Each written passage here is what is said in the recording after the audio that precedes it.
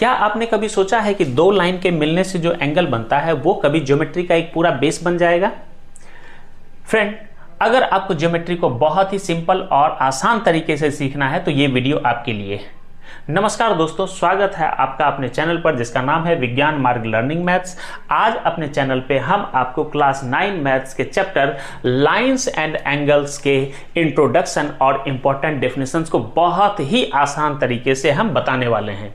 Friend, ये basic चीजें आपको आगे चल करके ट्रायंगल्स, पैरेलल लाइंस, थ्योरम और उसके बेस से बहुत सारे सवालों को हम सॉल्व करेंगे। तो फ्रेंड, अगर आप इस चैप्टर के बेसिक को समझ जाते हैं तो ज्योमेट्री आपके लिए काफी आसान हो जाएगी। फ्रेंड, जरा आप अपने चारों तरफ नजर दौड़ाइए, चाहे आपका घर का कोना हो, चाहे खिड़की के कोने हो, चाहे रेलवे ट्रैक हो, जहां कहीं भी आप नजर दौड़ाएंगे आपको ज्योमेट्री नजर आएगी, आपको एंगल्स नजर आएंगे। फ्रेंड, अगर आपने देखा होगा कि जो इंजीनियर होता है, जो बिल्डिंग बनाता है, उसको एंगल्स के बारे में जानकारी होती है। आर्किटेक्ट होंगे, उनको इंटरसेक्टिंग लाइन, पैरेलल लाइंस, इन सब के बारे में जानकारी होती है। फ्रेंड, अब आपने देखा होगा फिजिक्स टॉपिक में आपने अगर लाइट चैप्टर पढ़ा होगा तो आपने देखा होगा कि जो लाइटें होती है वो भी एंगल्स ड्रॉ करती है। तो कहने का मतलब ये है कि जो लाइंस एंड एंगल यानी ज्योमेट्री जो है वो सिर्फ किताबों तक सीमित नहीं है, ये हमारी लाइफ में भी एंटर्ड है। तो फ्रेंड, ज्योमेट्री बहुत इंटरेस्टिंग टॉपिक होने वाला है। तो इस तरीके से हम ज्योमेट्री को इतने आसान तरीके से आपको बताएंगे, ये आपको बिल्कुल ही आसान लगेगा। तो चलिए शुरू करते हैं लाइंस एंड एंगल, और हम सबसे पहले चलते हैं डेफिनेशंस की तरफ। पहला डेफिनेशन है फ्रेंड आपके पास लाइन। तो लाइन क्या होती है हम लोग सबसे पहले वो समझते हैं। तो लाइन एक स्ट्रेट पाथ होती है फ्रेंड, जो कि दोनों ही डायरेक्शन में इनडेफिनेटली चलती चली जाती है, मतलब वो कहीं रुकती नहीं है। तो चलिए लिखते हैं इसको। Line is a straight path that x tends in both the direction infinitely। ठीक है friend, line is a straight path that x tends in both the direction infinitely, दोनों ही डायरेक्शन में इनफाइनाइटली चलती चली जाती है। ठीक है, इसको क्या बोलेंगे हम? लाइन। जैसे अगर हम इसको ए बी नाम दें तो क्या लिखेंगे? ए बी को ए बी के ऊपर इस टाइप से हम मार्क करेंगे, लाइन ए बी। ठीक है फ्रेंड, लाइन के डेफिनेशन के बाद अगला डेफिनेशन है friend line segment. Line segment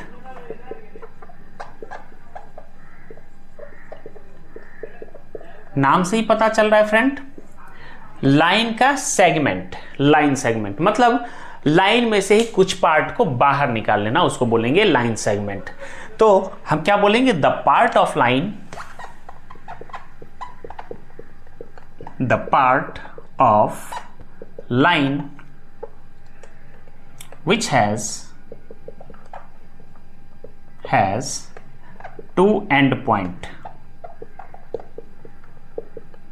friend, आप देखेंगे कि ये जो लाइन है, मान के चलिए ये लाइन है, हमने यहां से यहां इसको कट कर दिया। तो कट कर दिया तो ये कैसा हो गया? इस टाइप से हो गया। इसको हमने नाम दिया ए एंड बी। तो ये क्या है? ये कट हो गया, ये अब आगे एक्सटेंड नहीं होगा। ठीक है, तो इसका एक पॉइंट एंड पॉइंट ये है, दूसरा एंड पॉइंट ये है।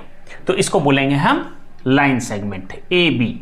इस टाइप से ऊपर मार्क कर देंगे। ठीक है फ्रेंड, तो हमने देखा लाइन जो दोनों ही डायरेक्शन में इनडेफिनेटली चलती चली जाती है उसको लाइन बोलेंगे। Line segment, the part of line that has two end point, उसको बोलेंगे हम लाइन सेगमेंट। चलिए आगे। नेक्स्ट है फ्रेंड रे। रे क्या है friend?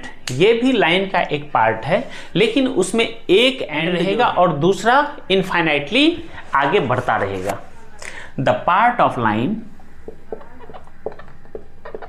The part of line which has one end point, एक एंड पॉइंट होगा, one end point and other part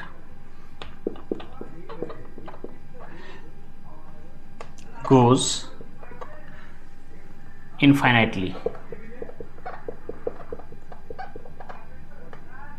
in one direction.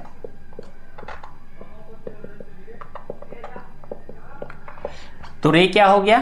रे लाइन का ही एक पार्ट है जिसका एक एंड पॉइंट होगा और दूसरा जो है इनफाइनाइटली चलता चला जाएगा। जैसे ये एक रे, यहां से हमने क्या किया, कट कर दिया। तो कट करने के बाद क्या हो गया, ये तो एंड पॉइंट हो गया ये वाला, और ये दूसरा पार्ट आगे बढ़ता रहेगा, तो इसको बोलेंगे हम रे। जैसे हम इसका नाम देते हैं ए बी, तो इसको कैसा लिखेंगे, ए बी, और ऊपर हम मार्क करेंगे इस टाइप से वन साइड एरो दे करके, तो ये रे कहा जाएगा। तो हमने लाइन समझा, लाइन का ही पार्ट होता है लाइन सेगमेंट जिसमें दो एंड पॉइंट होते हैं, फिर लाइन का ही एक पार्ट होता है रे जिसमें एक एंड पॉइंट होगा, दूसरा इनफाइनाइटली आगे ग्रो होता रहेगा। ठीक है फ्रेंड, तो अब आगे चलते हैं नेक्स्ट डेफिनेशन की तरफ। नेक्स्ट है फ्रेंड एंगल।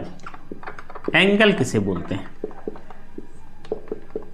तो फ्रेंड जब एक कॉमन पॉइंट से दो रेज निकलती हैं तो बीच में जो स्पेस बनता है उन्हीं को क्या बोलेंगे, angle.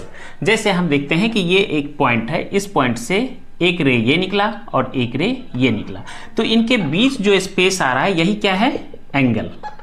This is angle.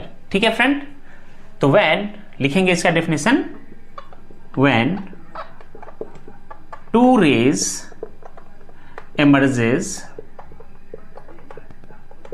from a common point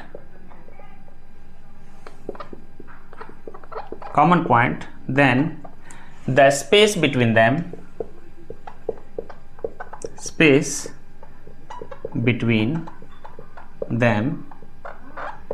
is called angle। ठीक है फ्रेंड, जब दो रेज एक कॉमन पॉइंट से निकलती है तो उनके बीच में, मतलब दो आर्म्स के बीच में या दो रेज के बीच में जो स्पेस रहेगा उसी को क्या बोलेंगे, हम एंगल नाम देंगे। तो जैसे हम एक एंगल ड्रॉ करते हैं फ्रेंड, ये कॉमन पॉइंट है जिसको हमने ओ नाम दिया, इसको ए नाम दिया और इस रे को बी नाम दिया। ठीक है, तो हम एंगल का नाम क्या बोलेंगे, एंगल, इस टाइप से एंगल का साइन देंगे, एंगल ए ओ बी या बी ओ ए, हम दोनों लिख सकते हैं ए ओ बी, इसको एंगल ए ओ बी बोल सकते हैं या एंगल बी ओ ए। मतलब जो एंगल बनेगा, यानी ओ पर एंगल बन रहा है तो ओ को बीच में रखना है फ्रेंड। ठीक है फ्रेंड, तो ये हमने एंगल को समझा कि एंगल किसे बोलते हैं और एंगल को हम किस तरीके से लिख सकते हैं। तो चलिए, जो हमने ये एंगल बनाया है इसमें दो आर्म की हेल्प ली गई है। ठीक है, जो ओ ए और ओ बी, मतलब जो रेज होगा उसी को हम आर्म्स भी बोलेंगे। तो हमने दो आर्म का यूज किया, arm O A and O B, और इन दोनों की हेल्प से क्या बना, एंगल बना। ठीक है, अब देखिए फ्रेंड, जो दोनों रेज हैं वो जिस कॉमन पॉइंट पे आकर के मिलेंगे उनको हम वर्टेक्स बोलेंगे। ठीक है, क्या बोलेंगे, vertex. O is a vertex where two arms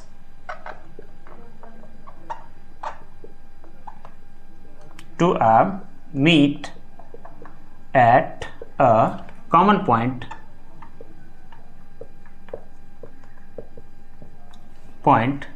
is called vertex. तो अब आर्म क्या है ये हम समझ गए और वर्टेक्स क्या है ये भी हम समझ गए फ्रेंड। ठीक है, तो दो रेज के बीच में जो स्पेस होगा, कॉमन पॉइंट होना चाहिए, उसको बोलेंगे एंगल। दोनों रेज को हम नाम देंगे आर्म्स, और दोनों रेज जिस कॉमन एंड पॉइंट पे आकर के मिलेगा उसको बोलेंगे हम लोग वर्टेक्स। चलिए अब हम लोग point and non collinear point.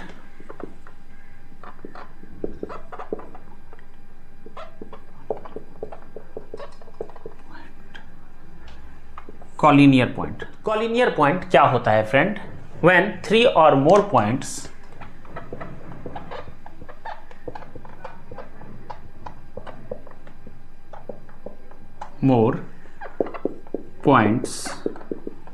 lie on the same line।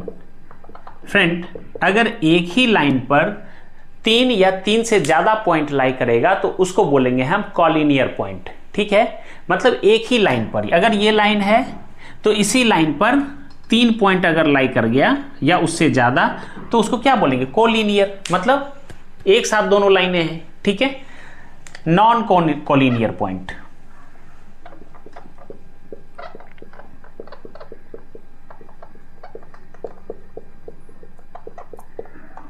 If 3 or more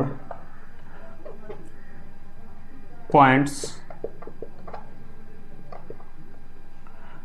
don't lie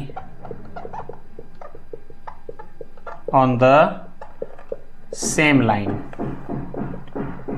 अगर 3 या उससे ज्यादा पॉइंट सेम लाइन पर लाई नहीं करेगा तो उसको क्या बोलेंगे, नॉन कॉलिनियर। जस्ट उसका अपोजिट, कॉलिनियर का अपोजिट नॉन। नेक्स्ट है फ्रेंड टाइप्स ऑफ एंगल्स। तो अब लाइन से जो एंगल ड्रॉ हो रहे हैं, जो एंगल का फॉर्मेशन हो रहा है, वो कितने टाइप्स के एंगल्स होते हैं, अब उन सभी को हम वन बाय वन यहां आपके सामने समझा रहे हैं। तो चलिए शुरू करते हैं। Angles, types of angles. Friend, types of angle, तो टाइप्स ऑफ एंगल से पहले फिर से रिकॉल करते हैं एंगल किसको बोलते हैं। तो फ्रेंड, दो आर्म से जो कि कॉमन वर्टेक्स से निकलती है उनके बीच जो स्पेस बनता है उसको हम लोग एंगल बोलते हैं। मतलब दो आर्म्स या दो रेज जो कि एक कॉमन वर्टेक्स से निकलता है उनके बीच में बने हुए स्पेस को हम लोग एंगल बोलते हैं। ठीक है फ्रेंड, और हमने जो रेज था, रेज का नाम हमने आर्म भी दिया था। ठीक है, ये आपको समझ में आ गया। तो चलिए टाइप्स ऑफ एंगल, एंगल के कितने टाइप होते हैं वो समझते हैं। तो पहला है फ्रेंड आपके पास एक्यूट एंगल। एक्यूट एंगल, तो एक्यूट एंगल क्या है friend, the angle which is more than 0 degree but less than 90 degree. ऐसा एंगल फ्रेंड जो 0 डिग्री से तो बड़ा है लेकिन 90 डिग्री से छोटा है उसको हम लोग बोलेंगे एक्यूट एंगल। ठीक है, जैसे हमने एक एंगल ड्रॉ किया ओ ए बी, तो ओ ए बी जो है फ्रेंड ये क्या है, 90 डिग्री से कम एंगल है। ठीक है, हम एंगल को मानते हैं x। ठीक है, ये जो x है एंगल, ठीक है, ये अगर आप देखेंगे तो बड़ा है 0 डिग्री से लेकिन ये एंगल छोटा है 90 डिग्री से, तो इसको क्या बोलेंगे हम, x को एक्यूट एंगल। ठीक है, x is greater than 0 degree but x is less than 90 degree, तो ये हो गया आपका एक्यूट एंगल। चलिए अब हम लोग चलते हैं राइट एंगल की तरफ।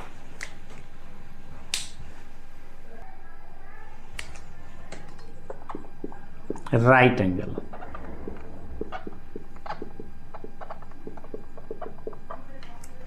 the angle which is exactly 90 degree।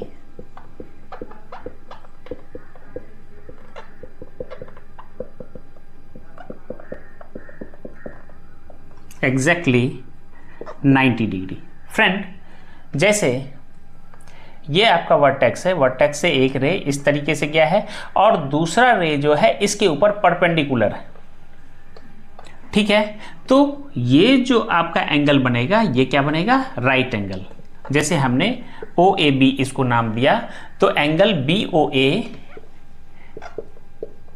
या एंगल ए ओ बी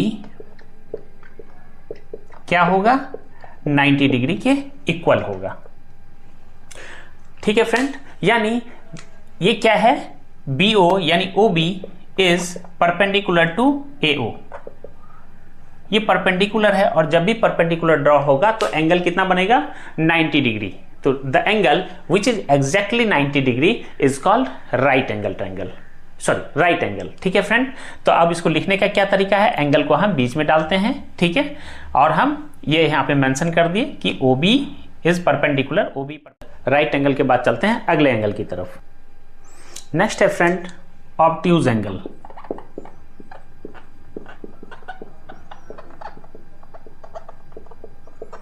तो ऑब्ट्यूज एंगल किसको बोलते हैं, देखते हैं फ्रेंड। जैसे एक एंगल है, ये हमने लिया ओ ए और ये रह गया है बी। तो फ्रेंड ये जो एंगल है ये हमने एंगल बी ओ ए, इसको हम क्या बोलेंगे, ऑब्ट्यूज एंगल। ठीक है, क्यों बोलेंगे ऑब्ट्यूज एंगल? क्योंकि ये एंगल जो है 90 डिग्री से बड़ा है लेकिन 180 डिग्री से छोटा है। तो क्या बोलेंगे, the angle which is more than 90 degree, more than 90 degree but less than 180 degree. जो एंगल 90 डिग्री से तो बड़ा होगा लेकिन 180 डिग्री से छोटा होगा तो उसको हम क्या नाम देंगे फ्रेंड, उसको नाम देंगे हम ऑब्ट्यूज एंगल। ठीक है फ्रेंड, जैसे ये एंगल हम मान लेते हैं थीटा। ठीक है, तो थीटा क्या होगा, थीटा बड़ा है किससे, 90 डिग्री से, लेकिन थीटा छोटा है 180 डिग्री से फ्रेंड। तो ये जो थीटा है फ्रेंड, ये थीटा आपका हो गया ऑब्ट्यूज एंगल। क्यों? क्योंकि थीटा जो है 90 डिग्री से तो बड़ा है लेकिन ये थीटा 180 डिग्री से छोटा है। तो ऐसे एंगल को हम लोग नाम दिए थे ऑब्ट्यूज एंगल। तो हमने देखा एक्यूट एंगल जो 90 डिग्री से छोटा, फिर राइट एंगल आपका 90 डिग्री का, उसके बाद हमने देखा ऑब्ट्यूज एंगल। ऑब्ट्यूज एंगल हो गया आपका 90 डिग्री से बड़ा लेकिन 180 डिग्री से छोटा। तो ये हो गया अपना ऑब्ट्यूज एंगल। नेक्स्ट है friend straight angle.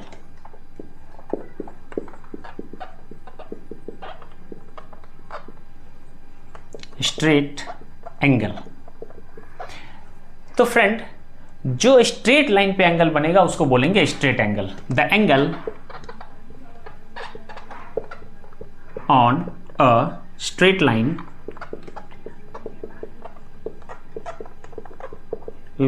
is called straight angle।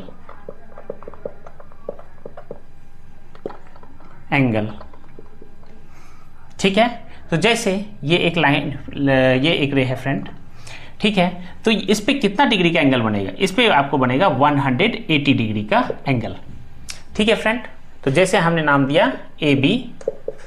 ठीक है, तो ये क्या है, बीच में है आपको ओ, तो A O B angle A O B कितना होगा, 180 डिग्री होगा फ्रेंड।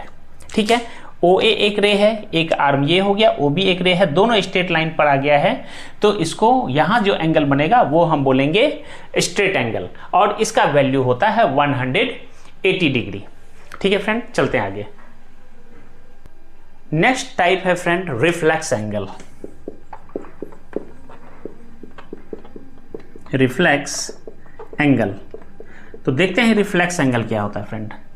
जैसे ओ ए बी ये आपने बनाया था और आपने इसको नाम दिया था एक्यूट एंगल क्योंकि ये 90 डिग्री से छोटा था। लेकिन इसके जस्ट अपोजिट में अगर आप जाएंगे तो हम इस एंगल की बात कर रहे हैं। जैसे मान के चलिए कि ये एंगल है जेड, तो ये क्या है एंगल फ्रेंड, ये एंगल आपको 90 डिग्री से तो ज्यादा है, सॉरी 180 से ज्यादा है लेकिन 360 से कम है। तो ऐसे एंगल जो कि 180 से ज्यादा हो लेकिन 360 से कम हो उनको बोलते हैं रिफ्लेक्स एंगल। ठीक है फ्रेंड, तो यहां पे एंगल हम क्या बोलेंगे इस रिफ्लेक्स एंगल को, ए ओ बी, लेकिन अब बाहर की तरफ से, अंदर की तरफ से तो वो एक्यूट एंगल हो जाएगा, लेकिन हमको अब बाहर की तरफ से बोलना है क्योंकि ये एंगल आपका 180 से ज्यादा है और 360 से कम है। तो ऐसे एंगल को बोलेंगे reflex angle. The angle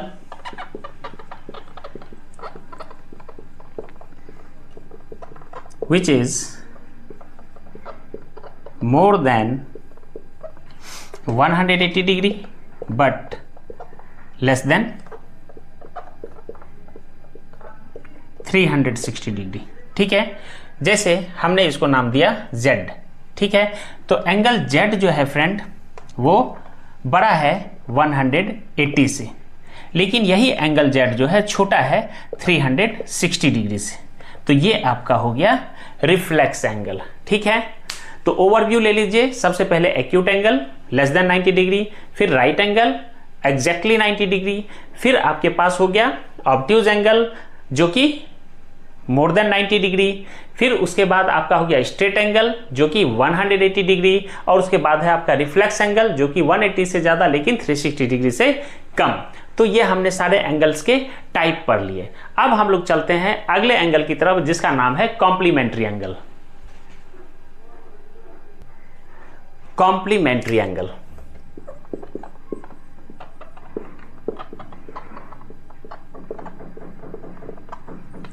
complementary angle. If the sum of two angle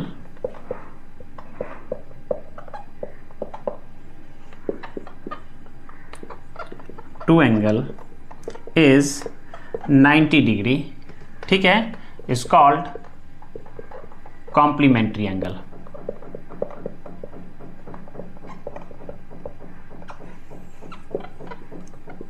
ठीक है फ्रेंड, अगर दो एंगल का सम कितना 90 डिग्री होगा तो वैसे एंगल को बोलेंगे हम कॉम्प्लीमेंट्री एंगल। जैसे ये अपने पास एक एंगल है फ्रेंड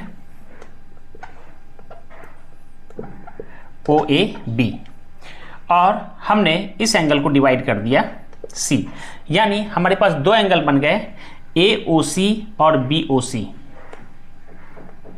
AOC तो हम क्या बोलेंगे, angle AOC plus angle BOC equal to कितना हो गया, दोनों को ऐड करने के बाद अगर 90 डिग्री बन जाता है तो हम क्या बोलेंगे, ये क्या है, complementary angle. Complementary angle, the sum of two angles, angle AOC and angle BOC मिलने के बाद जो सम होगा अगर 90 डिग्री हो जाएगा तो वैसे एंगल को बोलेंगे हम कॉम्प्लीमेंट्री एंगल। चलते हैं आगे supplementary. Supplementary angle,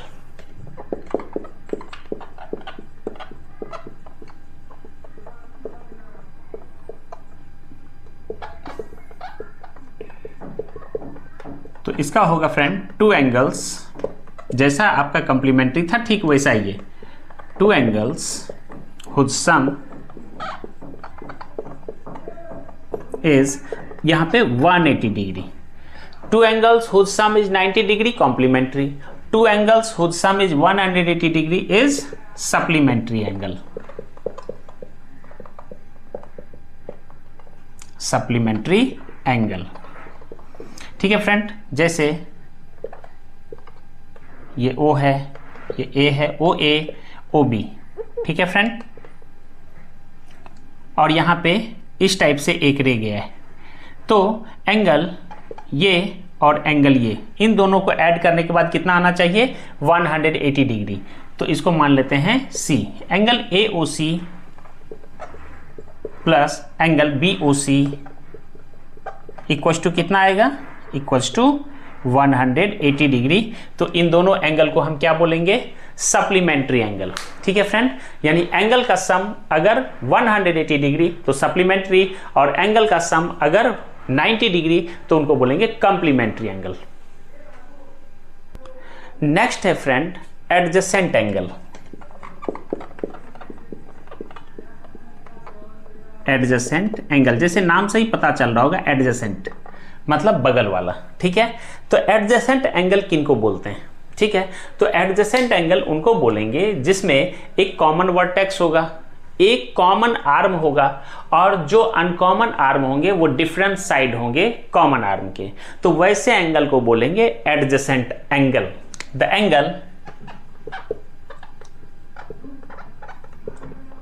which has one common vertex, one common arm,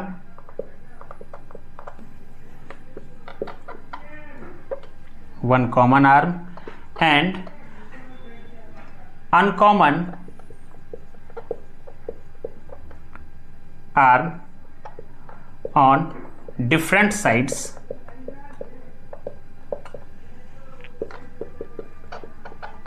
of common arm। तो उसको बोलेंगे हम लोग adjacent angle.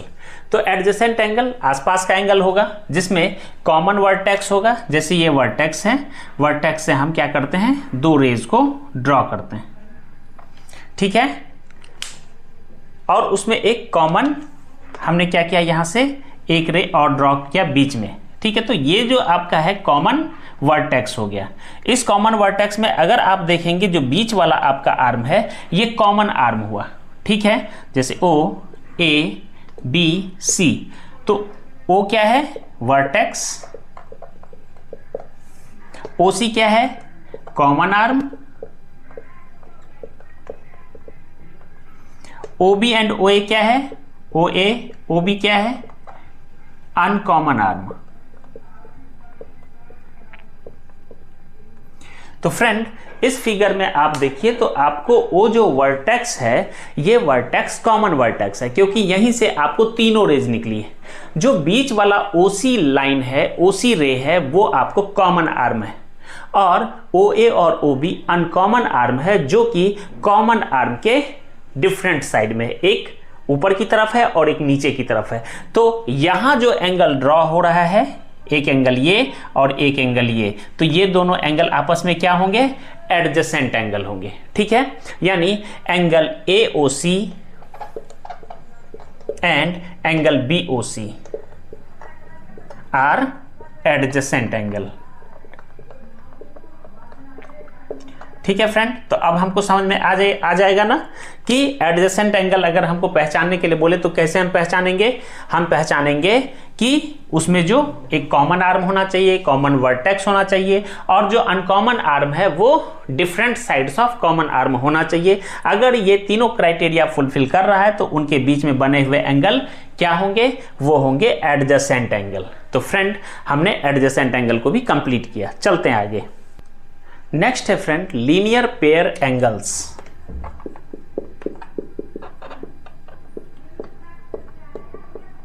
Linear pair angles. तो फ्रेंड जो एडजेसेंट एंगल का कंसेप्ट था सेम यहां पे लगेगा। इसमें बस एक कहानी हो रही है, वो क्या होता है कि जो आपका अनकॉमन आर्म होगा वह एक लाइन में आ जाएंगे। वो क्या होंगे, वो एक लाइन में आ जाएंगे। जैसे मैं आपको एक फोटो बना के दिखाता हूं, फिगर है ये। जैसे ये ए वर्टेक्स है OA, ये एक रे इधर गया, दूसरा रे B इधर गया। तो यहां से जो कॉमन आर्म निकलेगा, ठीक है, उनसे बने हुए दो एंगल ये क्या होंगे, ये एडजेसेंट तो होंगे, लेकिन चूंकि एंगल यहां पे कितना बन रहा है, टोटल 180 डिग्री, तो इसको बोलेंगे linear pair angle. Adjacent angle तो है ही ये, लेकिन साथ के साथ इस एंगल को क्या नाम देंगे हम, लीनियर पेयर एंगल। क्यों, क्योंकि यहां पे दोनों अनकॉमन आर्म एक लाइन में आगे, सीधे आगे, ठीक है फ्रेंड। तो हम लिखेंगे when two uncommon arm form a line, two uncommon arm अगर एक लाइन का फॉर्मेशन कर लेगा, then the angle formed is called linear pair angle. Linear pair angle. तो एंगल AOC और एंगल BOC, यानी angle AOC plus angle BOC, तो ये एंगल क्या कहलाएंगे, ये एंगल कहलाएंगे, क्योंकि इससे 180 डिग्री का फॉर्मेशन होता है, तो इन एंगल को बोलेंगे हम लीनियर पेयर एंगल, ठीक है फ्रेंड। तो यहां भी क्या है, यहां भी एक कॉमन वर्टेक्स है, कॉमन आर्म है, और इस कॉमन आर्म के डिफरेंट साइड पर आपको क्या है, अनकॉमन आर्म है। लेकिन यहां केस ये हुआ कि ये अनकॉमन आर्म एक लाइन में आ गए, इसीलिए अब क्या है, इसको हम बोलेंगे लीनियर पेयर एंगल, क्योंकि एक लाइन पे आने पर क्या होता है, 180 डिग्री का फॉर्मेशन होता है। तो आपको ये कंसेप्ट लीनियर पेयर एंगल समझ में आ गया होगा फ्रेंड। नेक्स्ट है friend vertically opposite angle.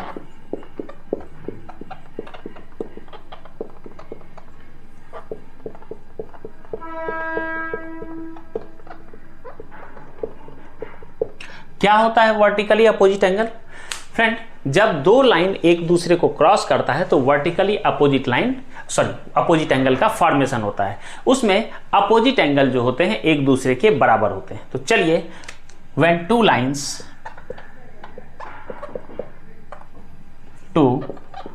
Lines intersect each other at a common point,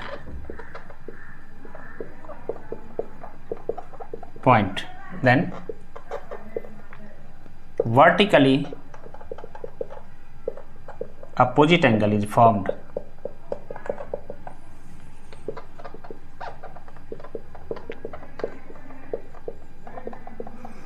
जैसे एक लाइन है AB और दूसरी एक लाइन है CD, तो AB और CD ने एक दूसरे को O पर क्या किया? इंटरसेक्ट किया। तो इंटरसेक्ट करने के बाद जो ये एंगल बना है और जो ये एंगल बना है, यानी एंगल BOC जो है वो बराबर होगा एंगल AOD के, एंगल AOD।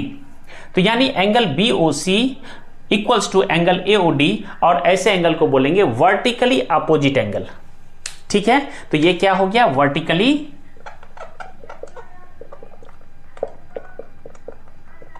Opposite angle. तो फ्रेंड, आज हमने आपको लाइंस एंड एंगल्स के इंट्रोडक्शन के बारे में आपको समझा दिया। उसके बाद हमने लाइंस और एंगल्स में जो एंगल के इंपॉर्टेंट डेफिनेशंस थे वो हमने सारे आपको कंप्लीट करवा दिए। तो फ्रेंड्स, आपको वीडियो कैसा लग रहा है? अगर आप हमारे वीडियो को बहुत आसान और सरल तरीके से सीख पा रहे हैं तो आप हमारे वीडियो को लाइक कीजिए, अपने दोस्तों के साथ शेयर कीजिए और हमारे चैनल को सब्सक्राइब कर लीजिए, ताकि आप डेली नए नए वीडियो और जो इंपॉर्टेंट कंसेप्ट है आपके मैथमेटिक्स के वो आप आसान और सरल तरीके से सीख सकें। Thank you.